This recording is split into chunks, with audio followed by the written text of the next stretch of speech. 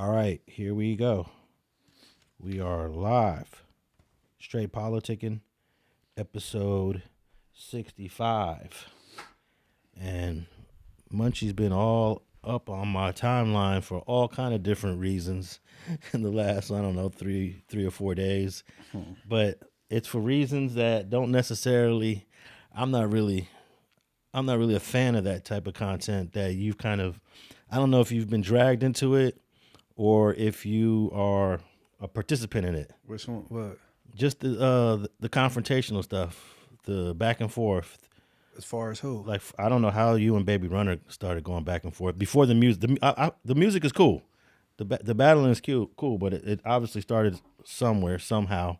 And then you going at it with, I saw your video where you're going at it with just PCs and SNY dudes. Yeah, man, these dudes like I don't know, they disgruntled or whatever, but like I said, I can't just be too mad at damn homie that don't come from our walk of life because she giving these PC dudes a voice. At first, I was kind of irritated with it, but I'm like, them dudes is reaching out to her. You know what I'm saying? Well, if you're gonna give a PC a voice, at least let it be known. You know, you're on a PC prison. They do. How did you get to the PC? What did you do to get? So that's all. And they all have the same story that they there unjustly. You know what I'm saying? And then what I would give to damn homie, a dude spit out a story that he knocked me out or whatever. I never met this dude in my life. And I'm like, how long he been locked up? Like, when she's like 19 years, 19, 20 years. I'm like, I wasn't even old enough to go to the county then. You know what I'm saying? And she took it down. Which guy is that? Baby Moose from Raymond. So you got Baby Moose, you got K5, you got Baby Runner. It's a lot going on with you right now. Baby Runner ain't really no, the thing with Baby Runner, we was just having a discussion on No Jumper, and you know, like 4Xers ain't the best rapper, so that was all. We all agreed that Baby Runner should write his raps.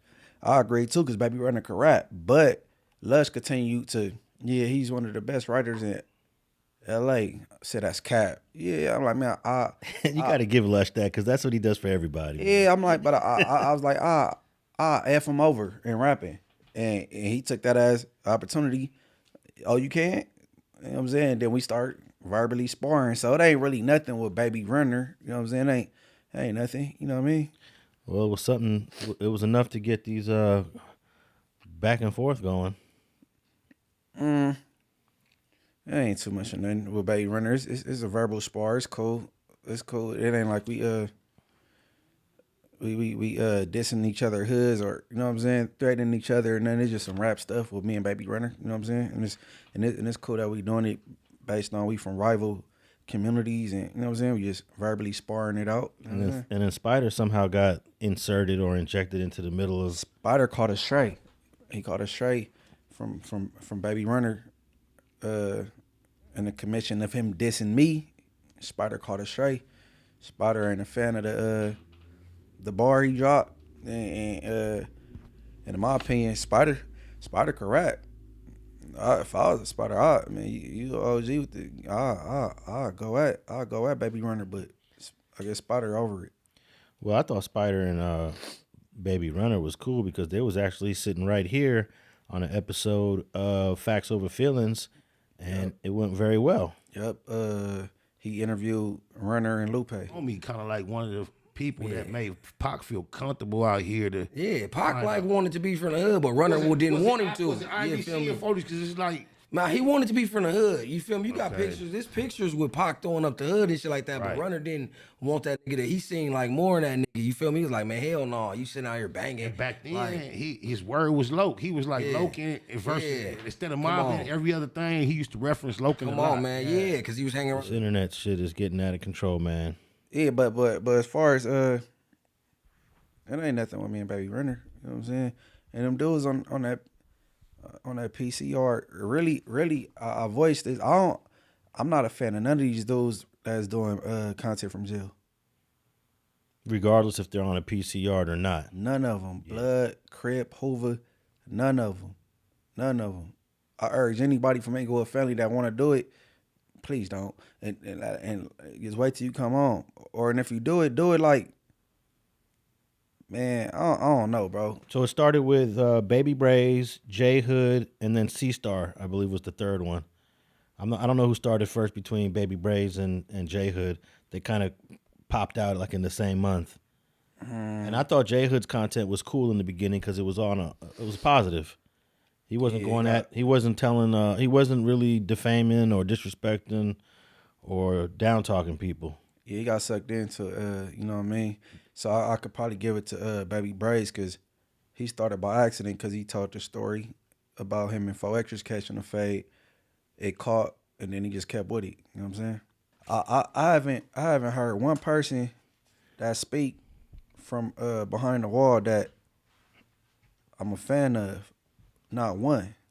Yeah. I'm trying to think hard. Well, it's not that many. What is it now? About 5 or 6? Well, here's what it is. A lot of dudes are giving interviews. They don't necessarily have platforms, but Baby Braze, J Hood, C Star, they actually created platforms to speak on a regular basis. But now other people are jumping on. What's the chick's name?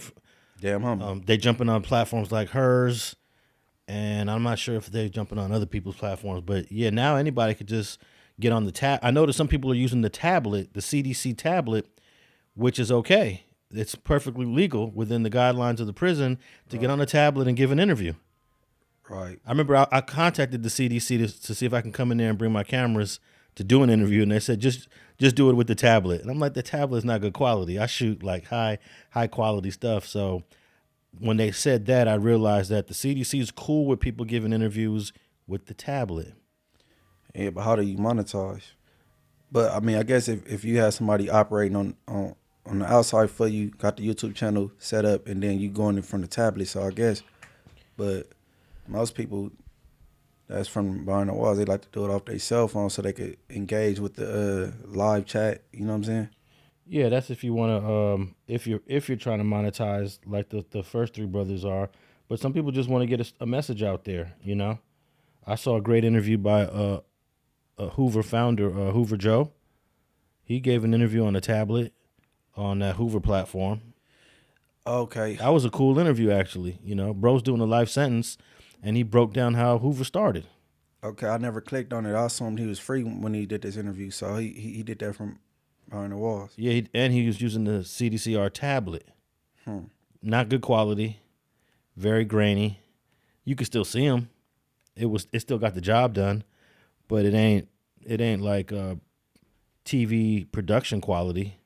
Well, I don't think when it come to the prison content, the quality don't matter. It's the context of the content. Well, I guess depending on, Because we know where they at. yeah, but I have a high standard for shooting audio and video. If it ain't a certain quality, I feel like this was not the best use of my time. When I was watching the Hoover Joe interview, I thought it was a great interview, but my mind is like, damn, this is on a tablet. It's grainy. The quality's terrible. Yeah, you get used to certain like that's like me starting off on StreetTV, and then when you was urging me to get going on my own channel, and I'm like, yeah, I didn't want to go from sitting right here to go to a phone. Like, it's hard. The iPhone is better quality than the tablet that the CDC is issuing. So I don't have a problem using a cell phone as long as you got a mic. As long as you got a mic, you need that audio quality because the mic on a phone is terrible. So I don't want to discourage people from using their phone to create content because the phones nowadays, even going all the way back to an iPhone 8 started to shoot great HD quality. You just need a mic. Skip's entire channel, Skip Townsend's entire channel is off a cell phone. Right. And he doesn't use a mic because he's very close up. When he does his interviews, he's got the phone right in the face of the people he's talking to. So the mic has better quality sound when you're that close. But I have no objection of using an iPhone or a Galaxy, a Samsung phone for creating content, as long as you have a mic. Okay, so all right, so it hit different if say you one of the podcasters that's locked up, right, and you on a PC yard, kind of like J Hood, right? But when you on a good yard, like the dude from Lanes and the dude from 40s, and you running off these stories, you could potentially kick off something. You gotta be careful. Yeah, you do, because you could easily offend somebody, and it go up. That's you know what I'm saying. People now you like if this Don Moot and then ran off a story, or he, you know what I'm saying, and the Keyway catch me going to school or going to work, walking on the yard, and they get off on me because it's gonna go up with the Domos anyway. Like, might as well get it going, because if we get off on this dude, it goes up with the whole fraction. Like, we about to get off on the Bloods. Like, you dragging people into your itch because you in there on the phone trying to be Wendy Williams and shit. You know what I'm saying? Like, but I ain't a fan. I don't care where you from. That go for Blood, Crip, Hoover, and like, you know what I'm saying? Like recently, I didn't like that what Tiny Munchie did when he hopped on with the young lady. You know what I'm saying? And he gave his accounts with the whole Mozzy story. You know what I'm saying? I told him all that. I didn't feel that. You know what I mean? But he a grown man. But Yeah, so he basically just jumped on and did an interview. He's not trying to create his own platform. Nah. He ain't trying to create his own platform. But he definitely wants to be heard on certain issues when they come up. Well, he didn't turn down, like doing it, like they were trying to reach out to him to do little stuff. He like, no, I'm cool. But I guess when he seen the young lady going live on Instagram, he joined. You know what I'm saying? And kind of corrected the story for whatever reason. You know what I'm saying? I feel he thought she was cute. One of the reasons that, you feel me? Most people say the girl Jaleesa is pretty. You know what I'm saying? So he hopped on her. That's what I think. Me knowing her. Oh, she's doing interviews too from prison with inmates? Nah, she was just on. She was on Instagram Live with the AT and Richie dude, her, D3, and then Tony Munchie jumped on. You know what I'm saying? But my thing is, man, I didn't too much like it, but you know what I'm saying? Whatever. All right, man. You just dropped, I think I heard for the first time the song you got with Mozzy while you was doing, I guess you have that as the intro of some of the content you just dropped. Yeah, I put it for the intro, one of the pieces of content. Now that's a song you've been sitting on for a minute? Yeah, for like a month or two. Oh, okay. So let's talk about how you hooked that up. I did the song, and I put it on the intro, one of my pieces of content. And when I was hollering at Mozzy, and he was like, "Yeah, that goes stupid. I need, I need on there." You know what I mean? I'm like, "Oh yeah, for sure. I'm gonna clear the second verse and send it to you, knock it out." And he knocked it out and sent it right back. Okay, that was dope. He heard it and liked the song and wanted to get on there. So it seems like you're getting back into your rap. Yeah, cause a lot of songs just been sitting in my phone forever. And then when I record, I go record 'cause I be bored. I don't have nothing to do.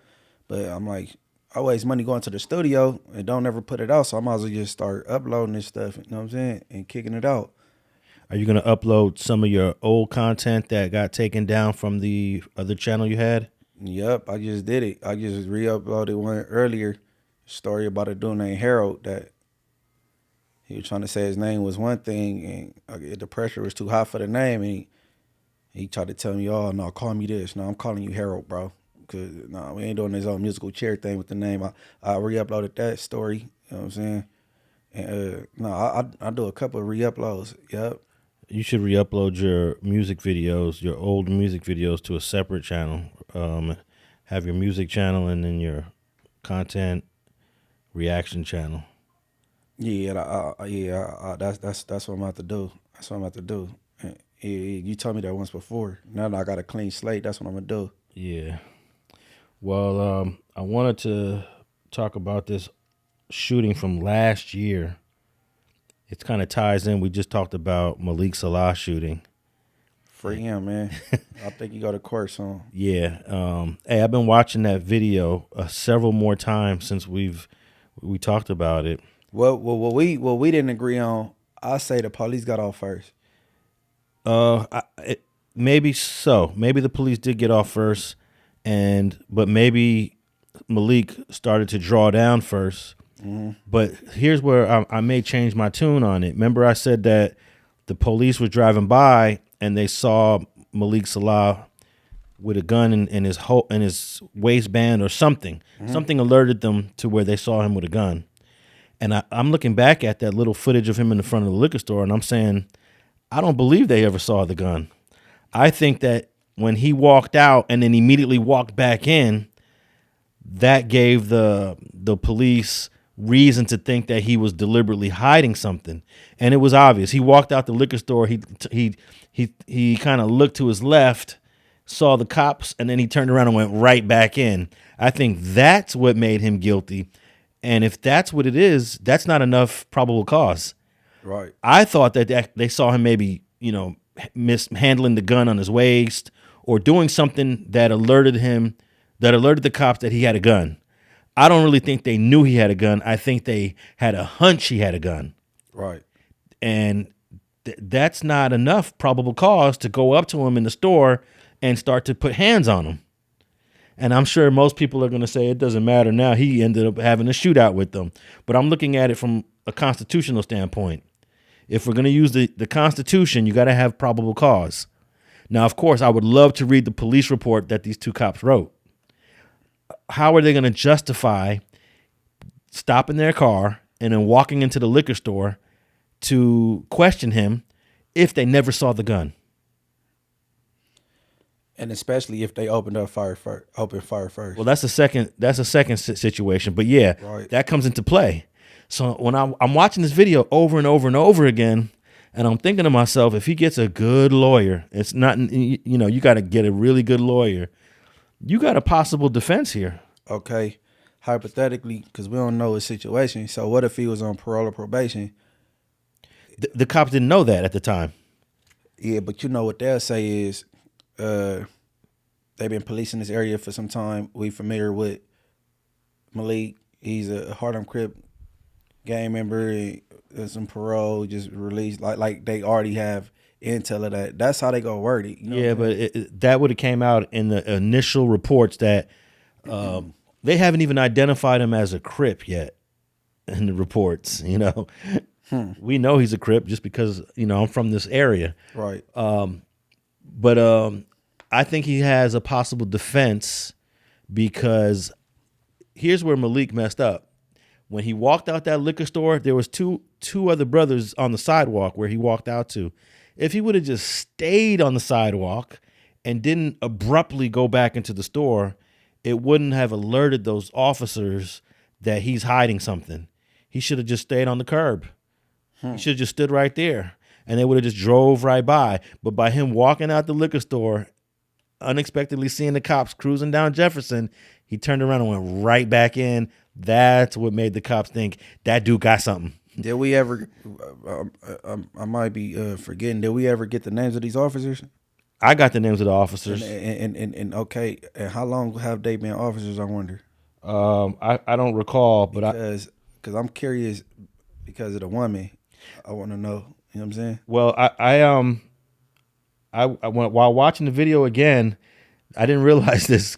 But once the male officer started firing at Malik firing back, whatever they were doing, however the order went, she got so startled, she slipped and fell by the front door of the liquor store, and that was a pretty dangerous situation. Yeah, and then the male officer, he runs out the front door. They retreat, but he retreats before her. Before she all the way out the store? Yeah, because she fell down first. So she wasn't all the way out the store before he started busting back once he got out? Correct. When he started busting back, they were both still in the store. No. I'm saying when she fell, he was already outside the store. So did he start busting back before she got all the way out? Once he started busting back, and I don't know, I'm saying busting back as if I don't know who shot first. I mean, at this point, he busting back. He busting. At this point, it is busting back. Once he's busting, right, she starts to retreat out the front door. She's in front of the male cop, but she slips and falls. Oh, that's dangerous. Yeah, and she slipped and fell because she was so startled.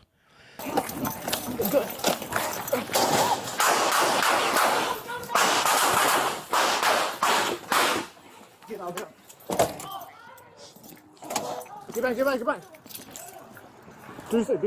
The male officer, he continues out the front door. He kind of leaves her there, but she immediately gets back up and he's like, come on. So I thought that was interesting. She actually fell. I'm sure that's going to be in the report. And she fell because you can see she was a little nervous. Look, that's to support your theory, right? That they just had a hunch because he licked the suspect by walking back in the store. They didn't see anything because before he even started letting off, he said, gun. Yeah. So you seen a gun. I just think he was trying to hide it or throw it. You never knew he had a gun beforehand. He pulled it out immediately though. Once he ran down that aisle. Yeah, man, he was trying to throw it, bro. Believe me, I'm just putting my mind in his. You feel me? Yeah, Putting my brain in it. I'm putting myself in his shoes. Like he was trying to like toss it and get like. I mean, I don't know, man. Well, he should have tossed it. He didn't toss it. He busted up. He started firing. But he started firing back. Because all right, if you go all the way to the end of the footage of the body cam, when he like come out and they cuffing him, he said, "Man, y'all shot me." Like basically like y'all got off on me. Yeah. Now the name of the female officer is I was able to see her last name of her badge from the body cam of the other officer, and her name was Garcia. So I looked up all the Garcias in LAPD. That's a lot, bro. Yeah. Well, she's Alicia Garcia. How you narrow that down? I think I may have found a report somewhere. Alicia Garcia. She was hired in 2018, so she's been on the police department 8 years for going on 8 years. I guess so, and she makes $111,000 a year. These LAPD salaries are really good. Most cop salaries are not this good. She's got $111,000 in 2024. She's 32 years old and she's 5'6", and She young. Hey, if I was her parent, I would tell her, I don't want you being a cop no more. 5'6". Yeah. But yeah, that was a close call for all three of them. All three of them. Man, if you was her parent, you could tell her you don't want her being an officer no more. No, I wouldn't want if my daughter told me she was either going to the military or she was signing up to become a police officer, I would do everything in my power to prevent that. Right. That's just, I'm sorry. Overstood. Yeah, I don't even want my sons going into the military, let alone a daughter. And then if I'm that male cop that was with Alicia Garza, I don't want this chick my partner. If I'm a cop, I'm sorry. I don't want. You don't want no female as a partner? No, I don't want her as my partner. I saw how she reacted under fire. I also don't want that other officer. We're going to talk about the shooting with Malcolm Gus. The driver of that shooting, I don't want that driver as my partner. I'll take that passenger in a heartbeat. He jumped out. He let off 6 despite getting aired out by a fully automatic fire. But we haven't even got to that part. But I don't want to say Alicia Garza because she's a woman. I don't want her as my partner. I didn't like the way she reacted in that liquor store. That's all. The only way I would agree with you is if we find out who busts first. I'm gonna start looking at. I found another video of it has more. It's longer. It's more detailed, and I thought about going through it like frame by frame. Yeah, because she wasn't expecting this fool to just start busting willy nilly. You know what I'm saying? Hey, you never know who's gonna bust. I'm just talking like about her partner. Like, damn, you trigger happy? Well, she wasn't expecting that, bro. So let's get into to Malcolm Gus. This is a 2024 shooting that many of you guys may have saw. It's got a couple million views on YouTube, so it was a very high-profile shooting. But what we don't really know is the outcome. What happened with the suspect? What happened with the case? So they eventually arrested, like maybe a week later, this guy named Malcolm Gus. And let's play a clip of the shooting to remind people, because this shooting to me is probably one of the most how you gonna work this? Active shootings against the LAPD since the North Hollywood shootout of 1997. I think the North Hollywood was 97. We've had a lot of officer involved shootings where somebody pops, like Malik. Malik got off what? I don't know, 10. He emptied his magazine. More. Yeah, It was more than 10 before he left the store. Yeah, but and a lot of the stuff that Malik was shooting was just in the air. It wasn't like really aimed. It wasn't. It was to back him off of him. Yeah. So let's say he had a 15. Let's say he had 15 and he emptied his whole magazine. Mm-hmm. We've seen a few. I remember, and there's another one that happened during COVID where some dude walked straight up to the parked cruiser in Compton.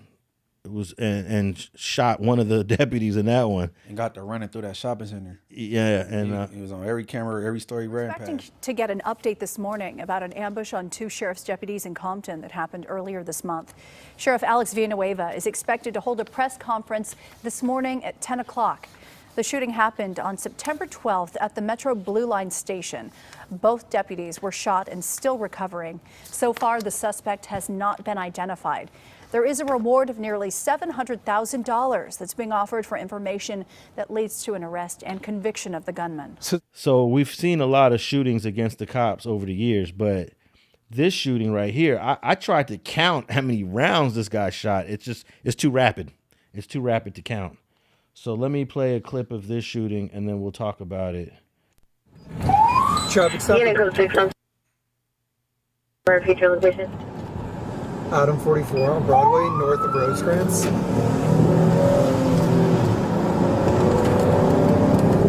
Hey, this guy's not stopping. Keep an eye out, make sure he's not Station 44, crossing anything other Broadway, vehicle. north of Rosecrans. 18-45, full cancel. You want to call it a reckless or DUI if they take off? He's been swerving. Yep. There we go, PA. Move your hand real quick. Oh, stop. Go,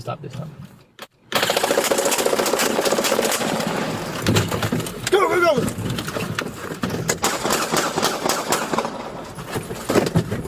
Shots fired, Officer needs help, officer needs help. Get the car! What was that? You good? Go, just go! We're gonna be northbound. Your location. Northbound Broadway from Rosecrans. They hit us with, dude. Hey! No, go. Dude, go. What was that? What was that? I don't know. Chuck, do you know where they went? No. Do you know where they went? No, stop. We're stopping. Adam 44. Adam 44. We're on Broadway and 135th Street. We took shots fired. The car is last seen northbound on Broadway and 135th Street. We need an RA. 135 Street. Partner, you okay? I don't know, I'm bleeding. 18-44, Broadway and 135 Street, alright. Hey, stay away from the car. Suspect last seen northbound Broadway from 135th. Okay, so that was from the dash cam of that LAPD car. We got 2 more clips. Notice he said stay away from the car. What he thought the car's gonna blow up. I'm not sure what he was referring to when he said that. I thought maybe there was other cars in the intersection of where they pulled up, and I don't think they were sure if the shooter was one of those cars ready to return fire, maybe bust a U-turn or something. But I know he got out of there. He was gone. He got up out of there, and he didn't get hit. Obviously, he didn't get hit by any of them 6 shots by the passenger cop. You know, he did his thing, but he missed. The driver, he did jump out, but he didn't get none off. So here we're gonna look at the body cam footage for those that are watching us on video. We're gonna play the body cam footage of the driver now. 18-45, full cancel. You want to call it a reckless or DUI if they take off? DUI, he's been swerving. There we go, PA. Move your hand real quick. Oh, stop. Go.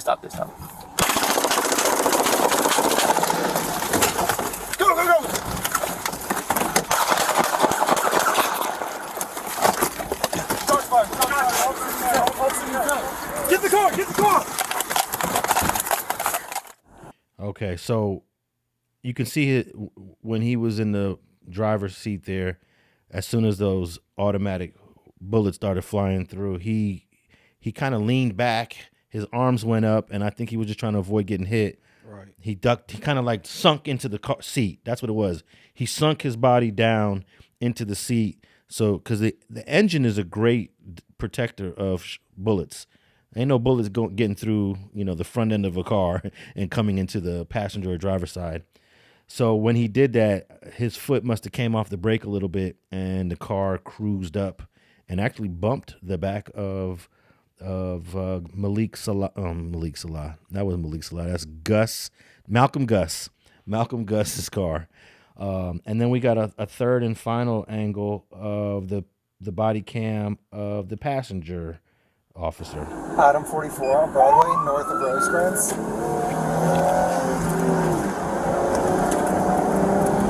Hey, this guy's not stopping. Keep an eye out, make sure he's not. He's at 44, 26 Broadway, north of Rosecrans. 18145, still cancel. Do you want to call it a reckless or DUI if they take off? 145, right? He's been swerving. Yep. And I got PA. Move your hand real quick. Oh, stop this. Go!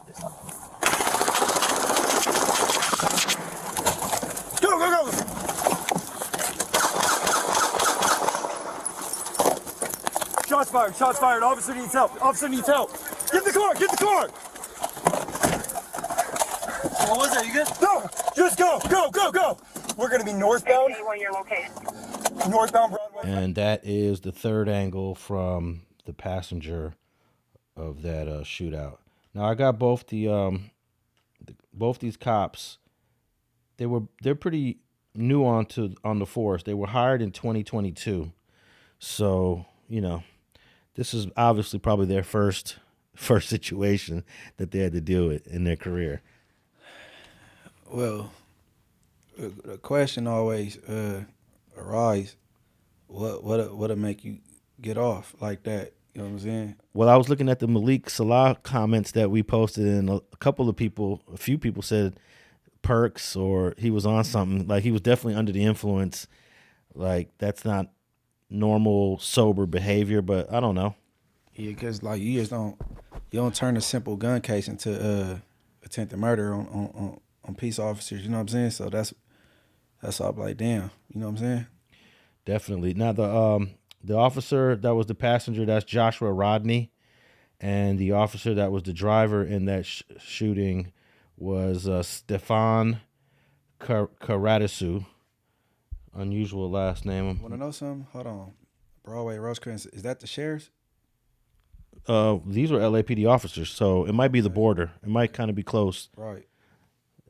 Yeah, and both these officers were hired in 2022. They're both white. And just to give it some context, the driver, he was 6 feet, 190 pounds. So he's definitely a big boy. He can handle his. And the passenger who jumped out and returned fire, he's 6 feet, 160 pounds, a little bit skinnier. But I would definitely take Joshua Rodney. I definitely want Joshua Rodney as my partner if I'm a cop. I like the no hesitation, immediate response, jumped out, returned fire. And that's a lot of pressure to be under when you heard that automatic fire. I don't know how many bullets that was. It had to be 20 or 30. I tried to count them. I might, the best way to do it, I probably played in slow motion and just listen for each pop. Hey man, you know what? All right, let's say if I'm a police officer, I probably just can't really count my partner out when stuff like this happen, right? Because you human though, you know what I'm saying? Yeah, but everybody has a different temperament. Right. And like Alicia Garcia from the Malik Salaah shooting, she got a little scared. She definitely was. And you know what? Being scared is probably normal, but you can't let the fear mess up your reaction. Yeah, your fear is supposed to turn into agility. Correct. Right. Her fear could have caused her partner's death. But, fortunately, I was going to say these things don't happen all the time. You might have to deal with this one time as a cop in your whole career, Some cops don't even have to pull their guns out too often. We need to figure that out. How often do these do shots be fired? I'm talking about from suspect to peace officer, not the other way around. Because it's often with the officers. Yeah, it doesn't happen that often. It doesn't happen that often. So that's the good thing about it. Okay, so remember Malik Salaah, he got a $3.2 million bail in 2025, just a couple months ago. Malcolm Gus, his bail was just $2 million. He had in 2024. So I thought that was unusual. And Gus had 7 prior convictions for minor stuff, burglary, receiving stolen property. I shouldn't say minor. I shouldn't say just not violent felonies. Right. Non-violent felonies. Right. So he has 7 convictions, and his bail was $2 million for airing out these 2 cops like that with fully automatic fire. Explain that one, man. I guess maybe Malik background is more like, you know what I'm saying? Well, one thing I found interesting, both these guys are in their early 30s, right? Malcolm Gus was 31 years old when this shooting happened. He's 32 now. That whole shooting went through the court system pretty quick. It happened in July of 2024, and dude is in reception right now. He was already found. He went to trial, was found guilty, and he was found guilty of multiple counts. He was acquitted of one of the counts he had, but he was found guilty of 2 counts of assault on a peace officer with a machine gun. That's an interesting charge, with a machine gun. The machine gun is probably an enhancement. And it's then not a regular gun enhancement, but being that it's a machine gun, it's probably a more of an enhancement. Correct. And then he was found guilty of felon with a firearm. Then he was found guilty of 1 count each of shooting at an occupied vehicle, which is something Malik is not going to get. When he shot at the LAPD cruiser, it was unoccupied. Yeah, they were trying to use it for a shield. He was also found guilty of possession of a machine gun. They did eventually recover that gun a week later. Don't know the details of how that happened. And the jurors also found true the enhancement that he discharged the firearm, which is obvious. And he was sentenced to 162 years. Well, he's eligible for parole in 2052, which would be 28 years from 2024. 28 years. Yeah, actually, he'd be almost 70. Let's see. If he's 30, he's 32 now. This happened when he was 31. Add another 28. No, he'd be 60, 30 years from now. But when he go there, they're gonna deny him the first time. Yeah, he's gonna come back, and so he gonna be close to like mid-60s. Yeah, let me read this article real quick. This is because what was their reason for even trying to pull him over though? They said he was swerving. Did you hear him? Like, is this going to be a DUI or are we going to call it a reckless driving? They didn't even know what it was. They didn't even know what it was. And I really wonder why did Malcolm Gus go that route? What was going through his head? He didn't feel like being bothered. Yeah.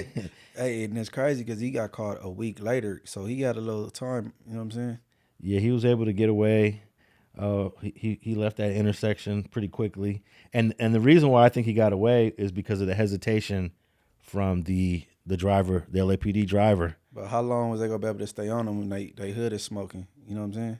Yeah, I don't know if the car was that, if the car would have became inoperable, but they could have easily just followed him, called it in, and got backup to join in the pursuit if it was going to be a pursuit. Once the LAPD car kind of bumped him, because dude's foot obviously came off the brake, I think that may have startled him because he was like, "Oh shit, they on my bumper!" Like literally on my bumper, not figuratively. Mm-hmm. They were literally on his bumper, and then he just decided to peel out. And I don't think those 6 return shots that had him second thinking, like, what should I do now? Let me just get up out of here. I already did my big one. Large one. Man, hey, I'm surprised he was at large for a week. All right, here's the article. He did get life. Ex-convict who was found guilty of assault and other charges for opening fire on a police patrol car in South LA, causing minor injuries to the 2 officers, was sentenced to 162 years to life in state prison. So he did get the L on there. Malcolm Gus, now 32, was convicted last month of 2 counts each of assault on a peace officer with a machine gun and being a felon with a firearm, along with 1 count each of shooting at an occupied vehicle and possessing a machine gun. Jurors also found that he was guilty of personally discharging a firearm. He was found not guilty. He was acquitted of 1 count of attempted murder involving a group of persons inside a Los Angeles Police Department patrol vehicle, which I don't even understand how this is worded. He was acquitted of attempted murder involving a group of persons inside a LAPD car. I don't get that, but So he got found not guilty of attempted murder, but got found guilty of what? assault. Yeah, this is what he was found not guilty of attempted murder, but he was found guilty of assault on a peace officer with a machine gun. Okay. Maybe the assault with a, I don't know. I don't know. Yeah, it's a thin line. It's still, you still getting washed up, Right. regardless of it.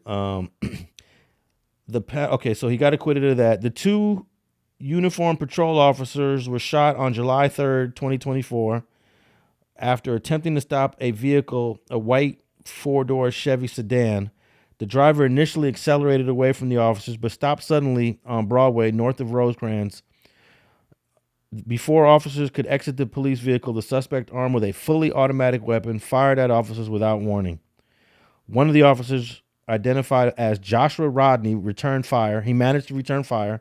The other officer, identified as Stefan Carutsu, was injured. After the shots were fired, the suspect drove off again. Officers attempted to follow for approximately 200 yards, but lost sight of the vehicle in the area of 135 and Broadway. Both officers suffered cuts and scratches from the glass fragments caused by the suspect's rounds. One officer suffered 2 graze wounds, and both were taken to the hospital for treatment. Gus was arrested just over a week and has remained behind bars since then. Oh, he lasted over a week on the street. Yeah. Gus has 7 prior convictions dating back to 2011 for burglary, attempted burglary, and receiving stolen property. So this is people were commenting under the video, if he has 7 convictions, why was he on the street? And my response to them is, you don't do life for receiving stolen property.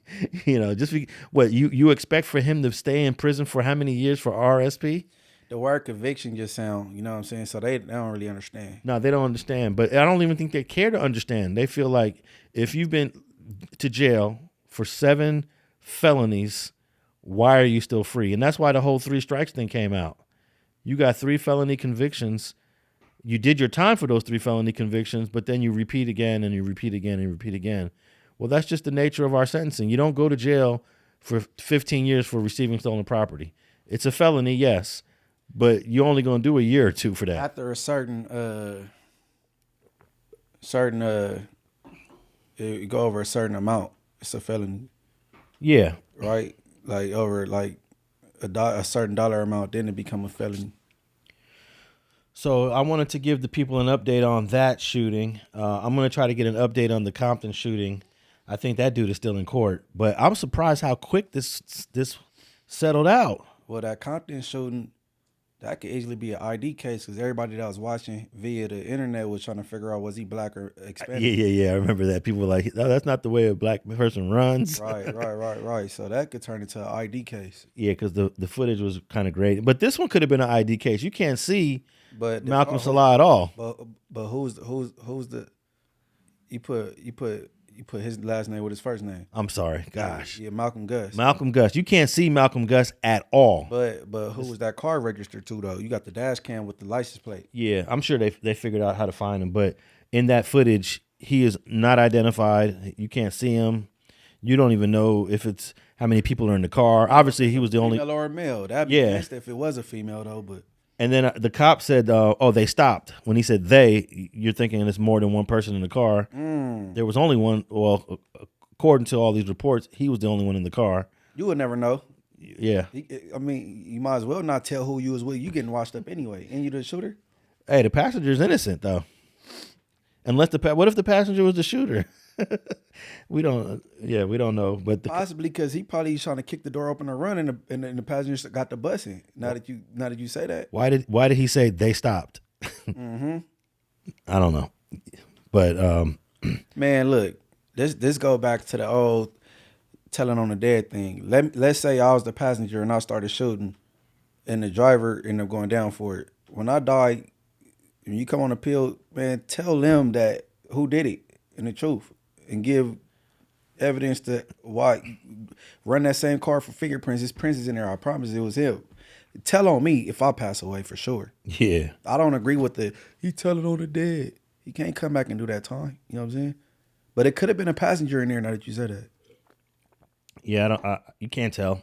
It's nighttime. It's dark. Cause look how he sprung into action so swiftly.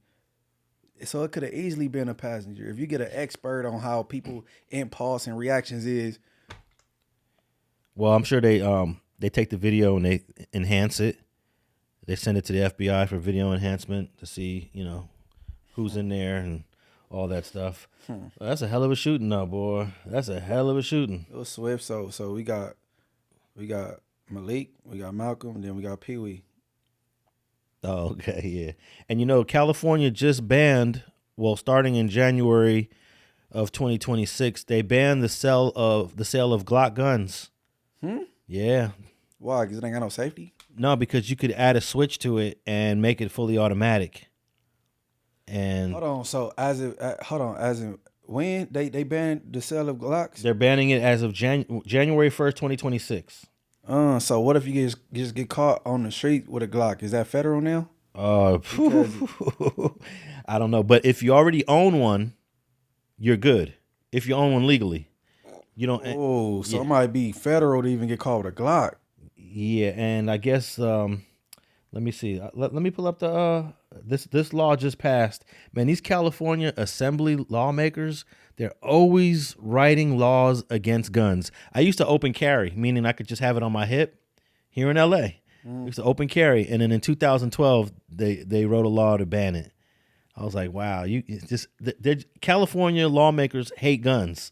It's definitely not a gun-friendly state, but let me ask you this question. The NRA, which is pro-guns, once they found out about this new law that passed, guess what the NRA is doing right now? What's that? They're trying to sue the state of California, saying you cannot ban Glocks. You cannot ban a Glock. Sue them?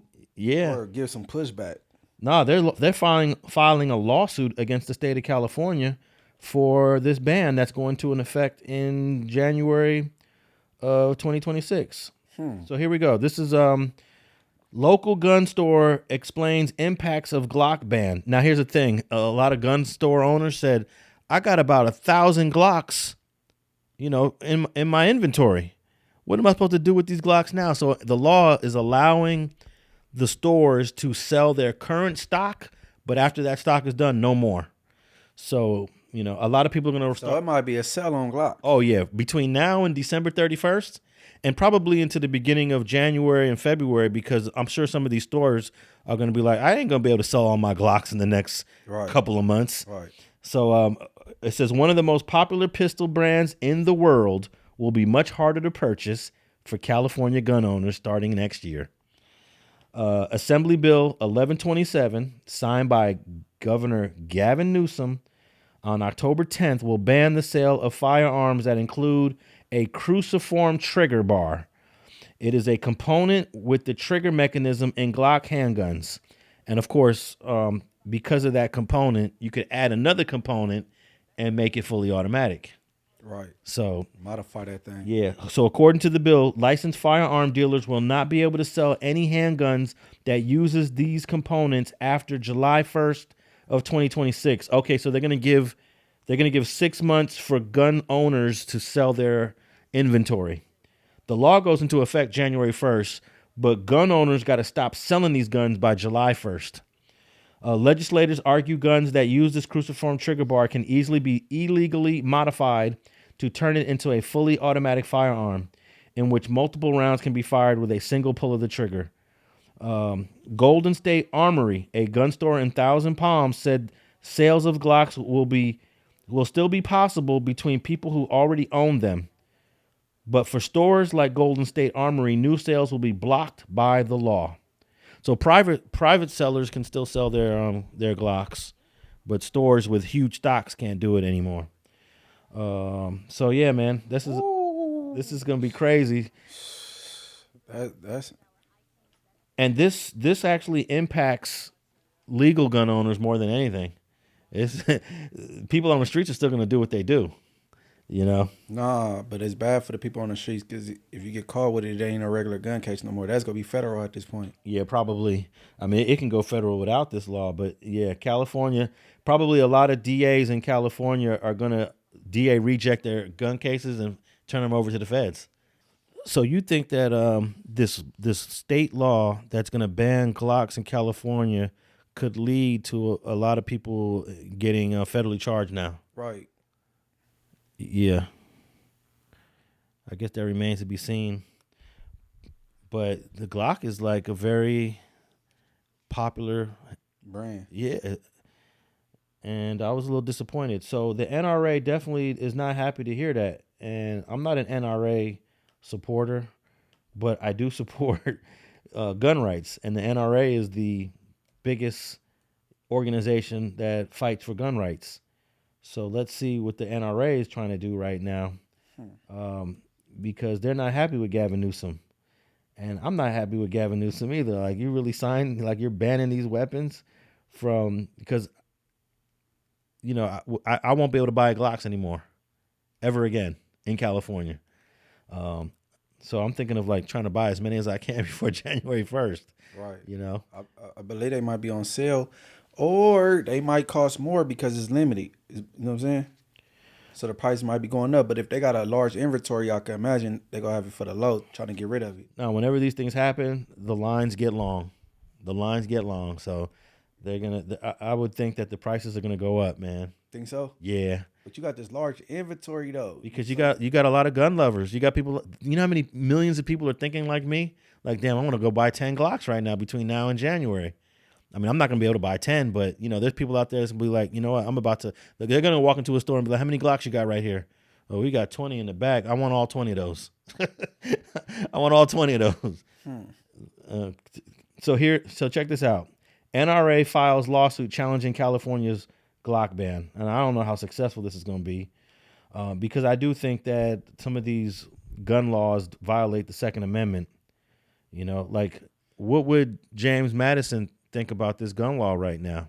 So these California officers go be able to possess them still? Oh yeah, I didn't read the whole article, but it's exempt for police officers. So yeah, they could possess them.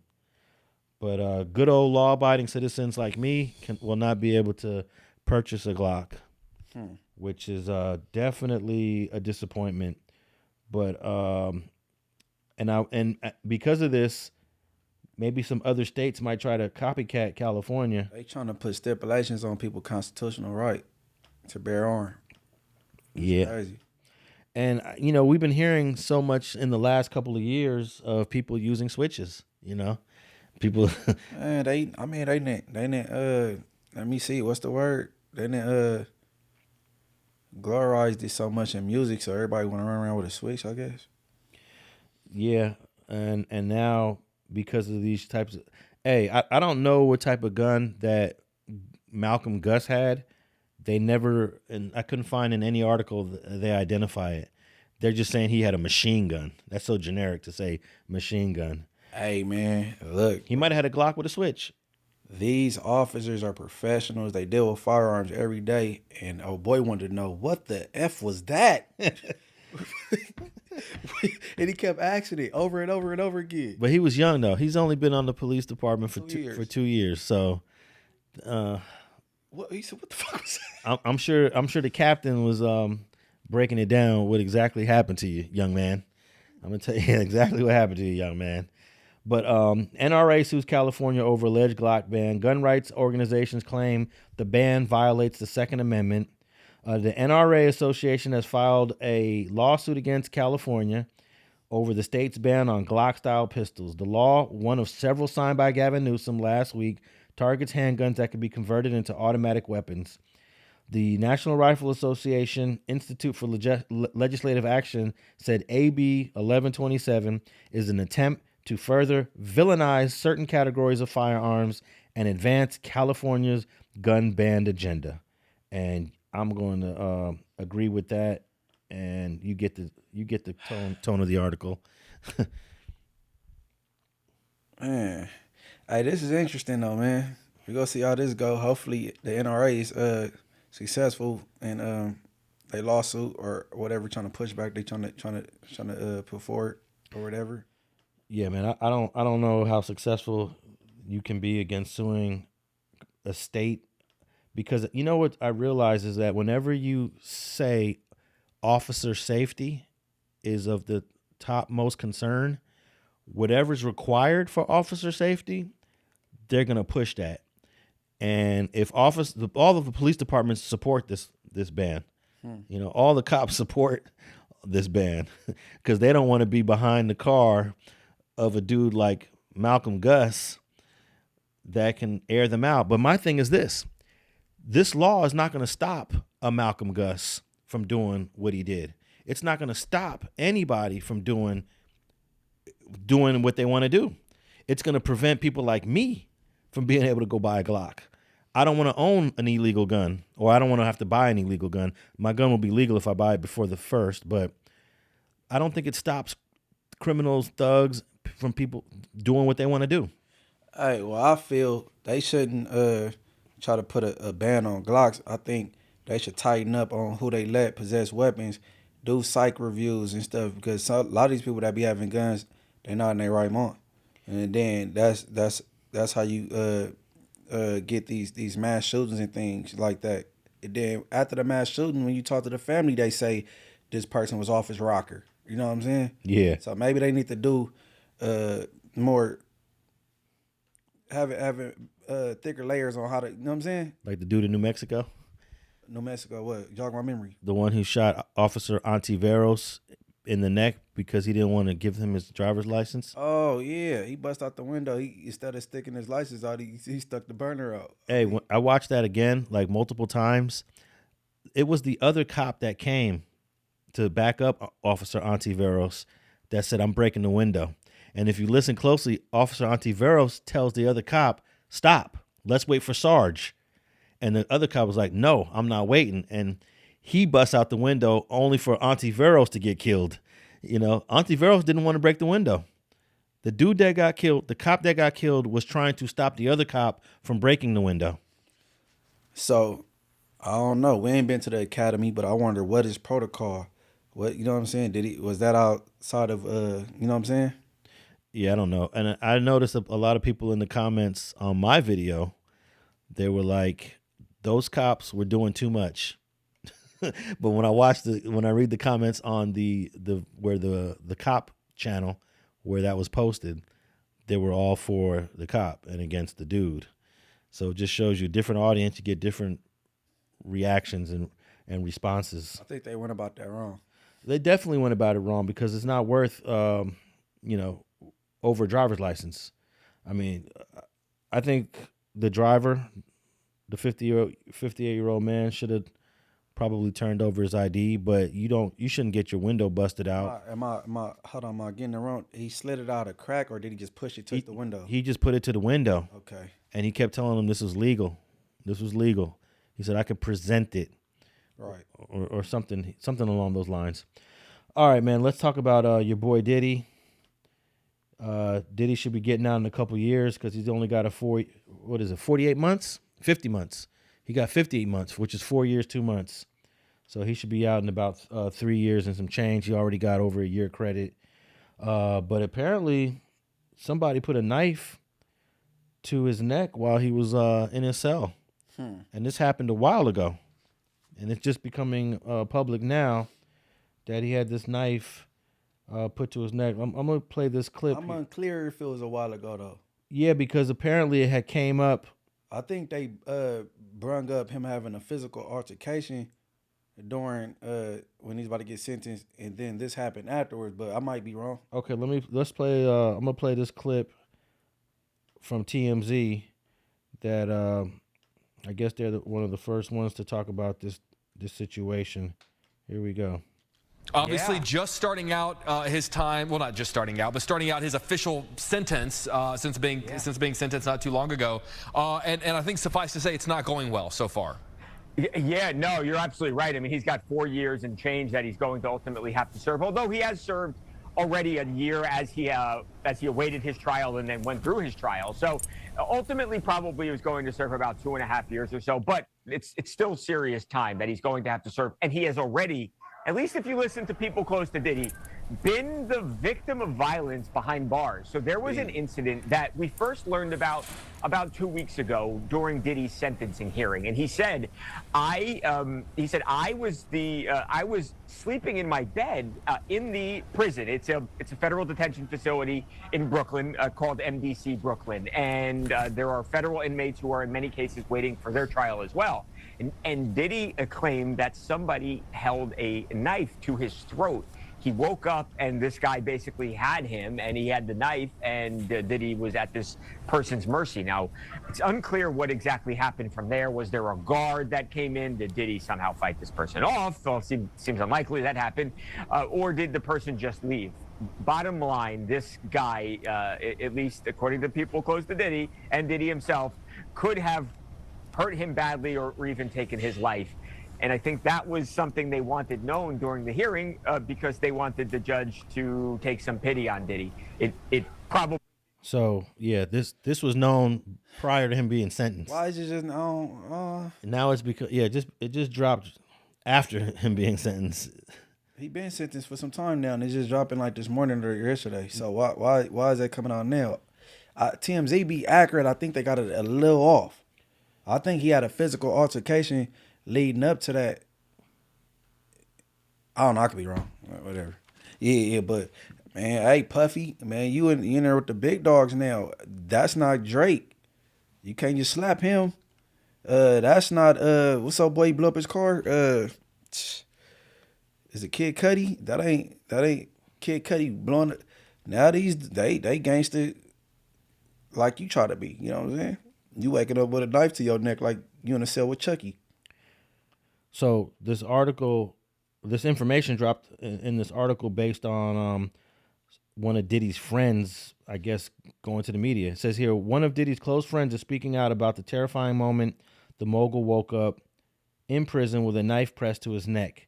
Charlucci Finney says the attack went down during one of the nights Diddy was spending at MDC. The incident that first came to light during Diddy's sentencing. Okay. Sources familiar with the situation have confirmed its authenticity to us. Finney told the Daily Mail that Diddy woke up with a weapon to his neck just seconds away from serious harm or death. He says he doesn't know if the guards came to break it up or if Diddy fought the guy off. Sources familiar with the situation confirmed the details to TMZ. Finney imagines the inmate's intent was to intimidate Diddy, particularly in a notorious facility like MDC. He added, prison isn't just a safe place anymore. Convicted in a case related to sex, and he's worried about Diddy's safety. Hey, this seems like it's all based on self-reporting. I want to know if the MDC is reporting this. Nah, that's what I'm saying. It's all self-reporting. Nah, that's a friend of the family that be coming with his sons to court every court date. That's reporting this. Charlucci Finney. And you know what's funny about Finney? He said that was an attempt to intimidate Diddy, but that ain't gonna happen because he from Harlem. I think maybe they came out with this story to get some sympathy for him during his sentencing. Yeah, but that ain't gonna work because it ain't even documented. But even if it is documented, well, he said, "What? Prison not safe no more." When was prison safe? Yeah, prison has never been safe. Well, that's not no vacate place. Man, listen. It's funny. He said it was an attempt to intimidate him, but that ain't gonna happen because he from Harlem. That was his exact words. They didn't put it in there, but that is funny. What Harlem got to do anything? Yeah.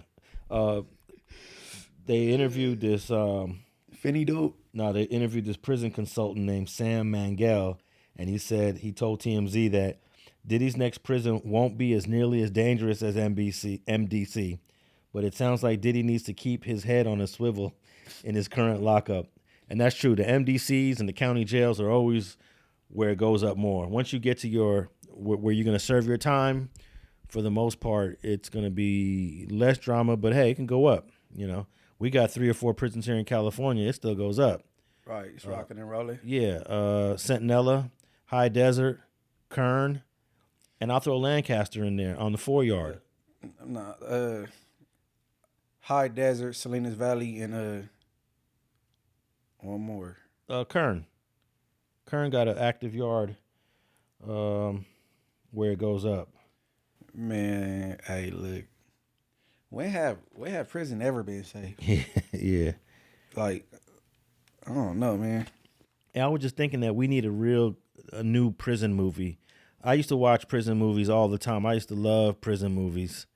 To Live and Die in L.A., that had some great prison scenes. Lockdown, Civil Brand. We don't have a modern, like, in the last, I don't know, 5, 6, 7 years. They need a real consultant. You know what I'm saying? Yeah, like, definitely. Don't, because people, it can't be like, you know what I'm saying? Hey, we've never seen a prison movie that actually talk about the Deuce Fivers. Talked about what's going on in these yards today, like prison gangs, the Bloods and Crips in prison, Mexican mafia in prison, the PC yards, you know, the 2-5ers, all of that stuff. A movie that talks about all these characters. Hey man, I might put a script together. We need a good movie. No, I might put it back. I got a lot of intel and people I could refer to. You know what I'm saying? Gather. You know, the beginning of the Constitution, whether it's BL, UBN, go find some keyways. That was Blue Note, and you know what I'm saying. Hey, did Peabody give an interview from his? It was on his tablet. Damn, homie. Yeah, I saw that. That's crazy. What's crazy about it? That she was able. How did she reach out? Because man, she the voice for the PCs. Yeah, Peabody. You know, he on the bad yard now. How he got there, I don't know. I don't want to overstep but whatever. Like, what you mean? Like, damn, homie is the voice of the SNY yard. Okay, so that doesn't. There's nothing really miraculous that she's doing because it's easy to get anybody on those yards. Because you know Peabody got a name. I forgot though. You're right. Peabody did go to a different yard, and I guess he's now easily accessible. Yeah, I mean, people want to tell their stories on why they there unjustly. You know what I'm saying? If I'm using the word, whatever. You know what I mean? But you know, hey, my jail career over. I mean, I don't know. Well, Diddy might get pardoned by Trump. At least that's what some conversations are claimed to have taken place between Trump and his staff in considering Diddy for a pardon. Man, hopefully he do pardon him, right? Because that dude ain't no hardened criminal. You know what I mean? Like, that he not no hardened criminal. And whatever happened to that pastor he used to party with, he went silent. Oh, TD Jakes? Yeah, what happened to TD Jakes? I don't know. His name came up a lot when he was first arrested, when Diddy was first arrested. He went silent, everything.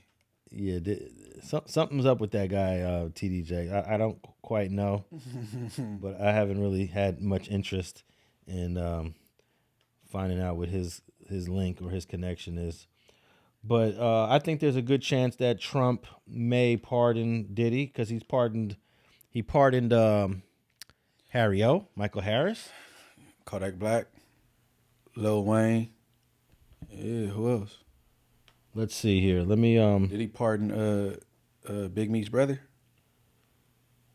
I don't know. Or he's got out because of some COVID stuff. No, I don't think he pardoned Big Meech's brother, Southwest T. All right, I got this article here from NBC News. White House officials pushes back on the report that Trump is considering pardoning Diddy. Now they're trying to say, no, but TMZ is standing on it. They're standing on their reporting. TMZ reported Monday that Trump was vacillating on a commutation for the music mogul, citing a high-ranking White House official. And since we say TMZ usually gets it right, there's probably some truth to Trump considering Diddy for a pardon. He not a hardened criminal, bro. And Trump is known to pardon some. He's got the most unusual pardons, over the last several presidents. White House officials on Tuesday pushed back on the report that Trump is considering. Well, it's not even a pardon; it's a commutation, which is a lower level below a pardon. Pardon is you completely, whatever you were found guilty of, it's overturned. Commutation just means we're going to give you, you're still guilty, but you get a lesser sentence. Like you might get released. He might just get him released, but he still has that Mann Act conviction. So commutation is not quite as good as a pardon, but it's better than sitting in there for 4 years. But it'll do. Yeah, it'll do. TMZ reported that the president was vacillating on commutation for the music mogul. There is zero truth to the TMZ report, which we've gladly explained. Had they reached out before running their fake news, the official told NBC News in a statement. The president, not anonymous sources, is the final decider on pardons and commutations. Casey Carver, a spokesperson for TMZ, said in a brief statement, "We stand by our story." So, yeah, I mean, it'd be a lot of validity to the things TMZ report. I could say that. Yeah, we'll see. At the same time, I'd like to see pardons and commutations saved for those that have been given all day. 20 years, right. 30 years. Right. Like Michael. They did Michael Harry O wrong because he was sentenced to do 30 years in the state. Then he got hit with a Fed charge, and he was sentenced to 20 something years in the feds. So you figure, okay, this dude did 30 years in the state. Are you really going to make him do all this time in the feds? And once he finished his state time, boom, got transferred to the feds. They did not run that concurrently. No. Yeah. So he would still be sitting there if Trump didn't pardon him. So I like those type. Like that was a very deserving pardon. Like you already did 30 years in the state. You really want this man to do 20 more years? It's insane. Right. But they had it out for Harry O for whatever reason. But, this guy, Diddy's only sentenced to 4 years. Yeah, that's crazy. I mean, I don't like to say stuff and just sound like a jailbird, though. But I like my mom, man, just do that. But you talking about somebody that ain't been in jail before, so you know what I'm saying? But I do know the president has an unlimited number of pardons and commutations. There's not like a cap. He can pardon a dude that got 1 year in prison if he wants to. But it sounds like a waste. Like it's the most powerful thing to me that the president can do for federal prisoners. You literally can release any person in federal custody that you want. Anyone. All right. As for Schwarzenegger, how you pronounce it, dude? Terminator. As for him, when he had the ball in his court to get, help me out, Tookie out, right? Oh, when Tookie was on death row? Right. No, he had the power to, what is it called? What's the term they use in the state? Yeah, grant clemency. So I feel he should have granted him clemency, although I don't think he was all the way reformed. But you had history with him. You watched, you know what I'm saying? I think you should have let him out. You feel me? Yeah, considering that after him, the state of California executed one more person and then halted execution since the January 2006. No one's been executed in 19 years. So when you get granted clemency, you still get released with No, you just get your sentence is life. life instead of death. Yeah. Yeah, man, you should have granted that man clemency, dude. Like he didn't deserve to. I don't think that's right to even be that. You can't say whether somebody needs to die or not. That ain't your. You know what I'm saying? Yeah, the government should not be involved in killing people at all. You just as guilty as the dude that committed the crime if you sentence somebody to death. You know what I'm saying? Yeah, I think those judges that sentence people to death, they're going to be dealt with by God in the afterlife. Well, not the afterlife, I should say. Whatever your belief system is. Yeah. You didn't do right. I think that some of these judges, they think they're doing something good. God is going to be like, that wasn't your place to make that decision, judge. You know? And I sit in court and watch these judges sentence people to death. I'm like, wow, it's crazy. You know, LA sends, the CCB sends more people to death row than any other court. But the great thing here in California, we don't execute them. Hold on, you said CCC? CCB? Okay, that's the court you'd rather go to if you was going to trial. Cause yeah, you do want to be there because you're going to get a better jury pool. Right. But all of the death penalty cases are done on the 9th floor in CCB. And most of those death penalty cases are, they're found, very rarely you're found not guilty when the death penalty's on the table. So, they send more people to the death row. At one point, we had like 700 people on death row here in California. I think that numbers went down in the last couple of years. And now nobody's really on the row anymore. They're walking on regular prison yards. Right. So, that's cool. But speaking of prison, man, a former New York State prison guard was found guilty in the death of an inmate beaten. 2 other guards were acquitted. But let me read this article here. This is fresh off the press. Utica, New York, upstate New York. Former New York State prison guard was found guilty of murder in the death of an inmate beaten while handcuffed, while 2 other guards were acquitted for their roles in the beating that was caught on body camera footage. A jury delivered the verdicts in the courtroom just miles from the Marcy Correctional Facility where Robert Brooks was pummeled by correctional officers upon his arrival on December 9th. 5 guards indicted in February had previously pled guilty to manslaughter in Brooks' death. David Kingsley, Matthew Gallier, and Nicholas Kiefer were charged with murder and first-degree manslaughter. Kingsley was found guilty of murder and manslaughter, while Gallier and Kiefer were acquitted. So, damn, how you get convicted of both? Yeah, I know, huh? That's a New York State. New York stuff. Yeah. Found guilty of murder and manslaughter. So they don't do hung juries over there. Ain't no split decision. It sounds like in New York. Yeah, and some of this is on body cam footage. Robert Brooks is restrained by correctional officers, and they got about, I don't know, a whole bunch of COs around. So I'm trying to figure out how he get murdered and everybody else get manslaughter. What he was putting the most excessive force out of all of them? That's what they trying to say? Yeah, I guess they ranked each CO by how much brutality that they exerted on the brother. And man, I could tell just by hearing that New York judicial system is janky. I could tell how they charge people. Yeah, well, here's the thing. David Kingsley found guilty. He's a CO. How much time is he going to get? He was just, he doesn't get sentenced for another month or so.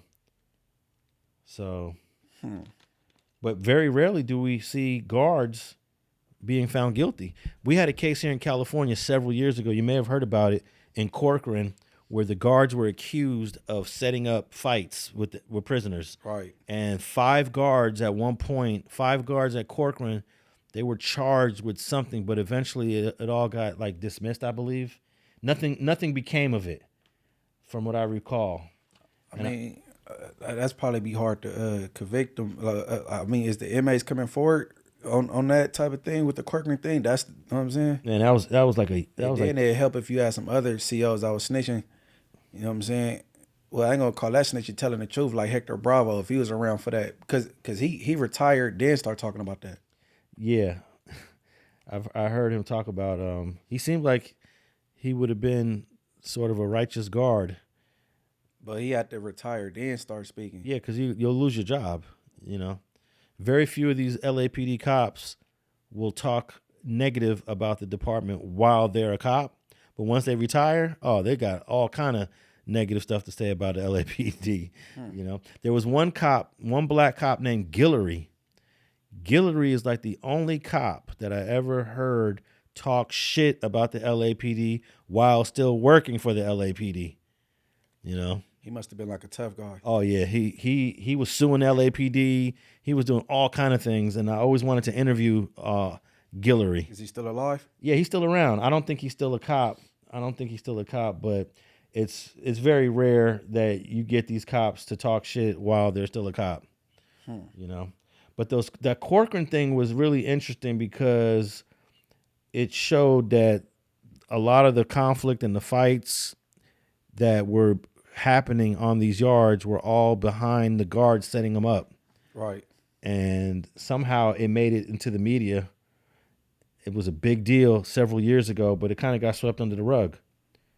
And nothing became of it. I don't even think they got arrested. Maybe they were charged. I'm not sure.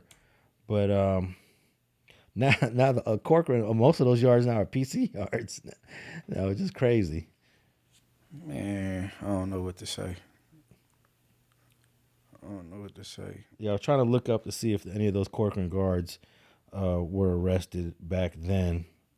But it says here, most recently, a Corcoran State Prison correctional officer and an inmate were charged in December 2024, conspiring to violate another inmate's rights. That's some new stuff. But 8 correctional officers were indicted on a civil indictment. So, yeah, very rarely do we hear a story like we just heard out of New York. This cop was charged by the state, criminally charged by the state, and found guilty of murder. That's huge. Rare. A guard found guilty of murder. So, there you go. I think there needs to be an enhancement for law enforcement when they get caught doing anything, and it to be like a dirty cop enhancement. I think they have something called under the color of law, like for cops. So it's already something like that. Yeah, something like that. So I found the gladiator fights is what they were calling it in Corcoran. Corcoran guards were accused of staging fights between rival gang members in the prison's maximum security yard between 1989 and 1994. The officers would then shoot at inmates when the fights failed to stop. And tell me that ain't shady. Right. And then they covered up fatalities. The incidents resulted in 7 inmates being shot and killed and dozens of others wounded. Subsequent investigations revealed that the policy of mixing rival gangs was implemented by top prison officials. Amnesty International report suggested that there was a code of silence amongst COs. There was a trial. In 2008, guards were acquitted in a federal civil rights trial related to the gladiator fights. So there you go. No criminal charges, and they were acquitted of the civil rights violations. That's crazy, man. They get away with a lot. Yeah. All right, man. And on that note, what you got next for morals over money, Munchie? Content. Everybody go subscribe over there, Morals Over Money. And, yeah, that's about it. I'm about to have some interviews coming. You've been steering away. You're gonna steer away from the back and forth, or do you like it? Nah, I don't like it, man. Not for real. But I just gotta use more discipline and start ignoring people. You know what I'm saying? Yeah, man.